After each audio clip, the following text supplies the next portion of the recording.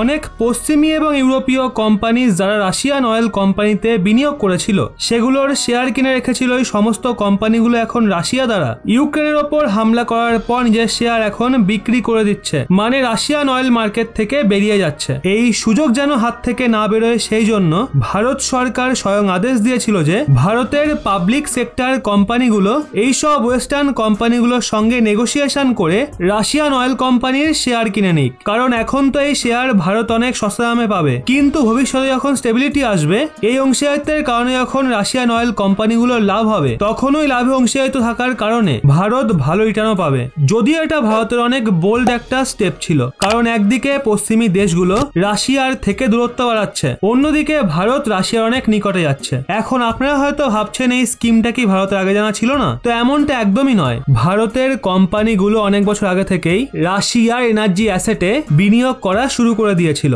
রাশিয়ার oil giant কোম্পানিগুলোর share কেনা প্রায় 7-8 বছর আগেই শুরু হয়ে গেছিল। ভারত পেট্রো রিসোর্সে সাল 2016-তে রাশিয়ার ব্যাংকারনেফট ক্লাস্টারে 23% এবং তাস্ক ইউরিয়াকে 29% শেয়ার কিনেছিল, যেখানে ওএনজিসি বিদেশ লিমিটেড রাশিয়ার ওয়েস্টার্ন সাইবেরিয়াতে অবস্থিত ব্যাংকারনেফট ক্লাস্টারে 26% শেয়ার কিনেছিল।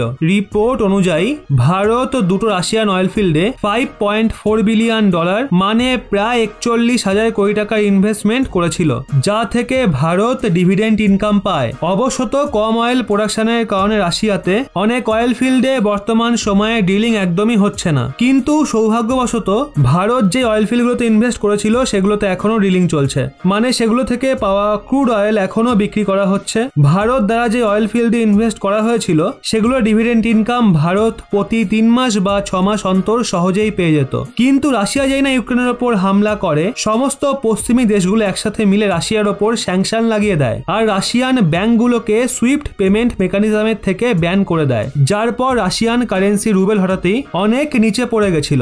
রুবেলের স্টেবিলিটি একদমই ছিল না, প্রথম সপ্তাহে লাগাতার চড়াই উত্তরায় দেখা যাচ্ছিল। ওই সময় রাশিয়ার সেন্ট্রাল ব্যাংকগুলো দ্বারা অনেকগুলো পদক্ষেপ নেওয়া হয়। রাশিয়ার সরকার তাড়াহুড়োর মধ্যে একটা এমনও সিদ্ধান্ত নিয়েছিল যে যাকেই রাশিয়ান গভর্নমেন্টকে পেমেন্ট করতে হবে সে আপাতত ডলারে পেমেন্ট করতে পারবে না। এই কারণে ভারতীয় কোম্পানিগুলো যারা ডলারে ডিভিডেন্ড ইনকাম পাচ্ছিল তারা রাশিয়াতেই ফেসে গেছিল। রেফারেন্স হিসেবে আপনারা স্ক্রিনে আর্টিকেলটা দেখুন, যেটা অনুযায়ী ইন্ডিয়ান অয়েল কোম্পানির 8 বিলিয়ন রুবেলের ডিভিডেন্ড ইনকাম আজও রাশিয়াতেই ফেসে আছে। 8 বিলিয়ন রুবেল ভারতীয় কারেন্সিতে প্রায় 1000 কোটি টাকা হয়, মানে গত কয়েক মাসের যে 1000 কোটি টাকার ডিভিডেন্ড ইনকাম রয়েছে সেটা রাশিয়া এখনো ভারতকে পে করেনি। যখনই এই খবর ভারতীয় মিডিয়াতে আসে এই বিষয়টার মজা উড়ানো হয় যে রাশিয়া পেমেন্ট দিচ্ছে না, যার পর এখন ভারত পেট্রোলিয়াম, ইন্ডিয়ান অয়েল এবং ওএনজিসি বিদেশ লিমিটেডের আধিকারিকরা বলছেন 1000 কোটি টাকা তাদের জন্য কোনো বড় অ্যামাউন্ট নয়, আর তারা এটাকে কিছু সময় বাদেও রাশিয়া থেকে রিকভার করতে পারবে।